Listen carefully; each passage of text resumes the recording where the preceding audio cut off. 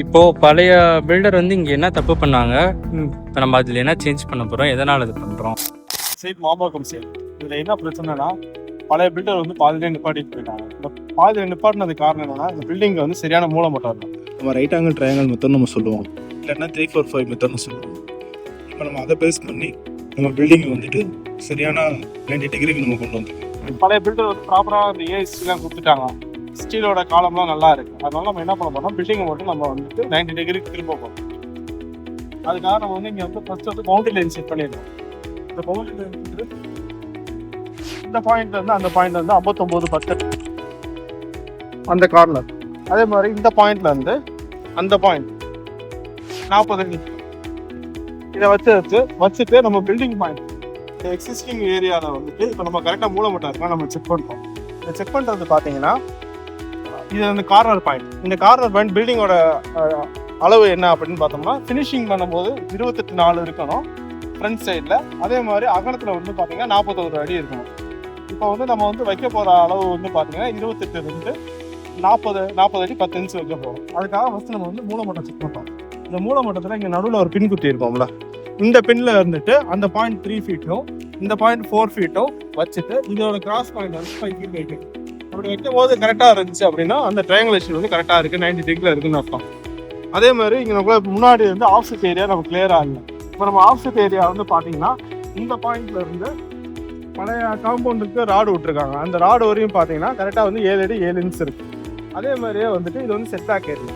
இந்த சைடில் இருக்க செட்பேக் ஏரியா வந்து பார்த்தீங்கன்னா 4 அடி 1 இன்ச் இருக்கு. நம்ம அது வந்து உள்ளே இருந்து பில்டிங்கில் இருந்து காம்பவுண்டோட அவுட்ரு. இந்த காலமோட லேப்பிங் பார்த்தீங்கன்னா ப்ராப்பராக வந்து பழைய பில்டர் பண்ண தப்போ வந்து எல்லாமே வந்து பார்த்தீங்கன்னா பேஸ்மெண்ட் இந்த அளவு வரையும் ஃபில் பண்ணியிருக்காங்க. அப்போ நமக்கு வந்து லேப்பிங் பாயிண்ட் இப்போ நமக்கு ப்ராப்பரான லேப்பிங் பாயிண்ட் இருக்குன்னா காலம் வந்து ஸ்ட்ரென்தன் இருக்காது. அதுக்காக வந்து ப்ராப்பராக லேப்பிங்காக நம்ம வந்து அப் டு இந்த பேஸ்மெண்ட் இந்த மார்க்ல இருந்து ஓவராலாக த்ரூ அவுட்டாக நம்ம உடச்சிருக்கோம், சிப் பண்ணி எடுத்துட்டு இப்போ நம்ம இந்த இடத்துல இருந்து ப்ராப்பராக வந்து இப்போ 60 mm ராடுக்கு வந்து 60 mm ராடு வந்து வீட்டில் வந்து 3.5 வைப்போம். அந்த 3.5 லேப்பிங்கை வச்சுட்டு போடுவோம். அந்த லேப்பிங் எதுவும் அப்டேஸ் பண்ணி போடுவோம்னா IS 456 தான். அந்த IS 456 வந்து மினிமம் லேப்பிங்லேருந்து வந்து பார்த்தீங்கன்னா 50 × D அதை பேஸ் பண்ணி நம்ம போடுவோம்.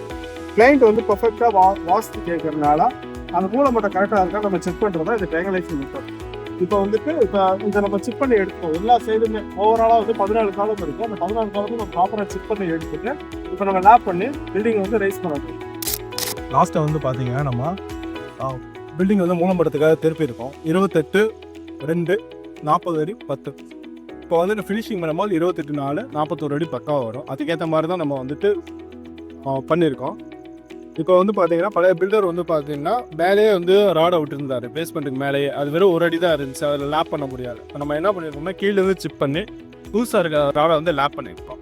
அதை லேப் பண்ணிவிட்டு இப்போ வந்து அடிஷ்னலாக வந்து நம்ம ஒரு டைப்பிங் கொடுத்துருப்போம். டைப்பிங்க்கு மேலே வந்துட்டு நம்ம ஷூ மார்க் பண்ணியிருப்போம். காலம் ரேசிங்.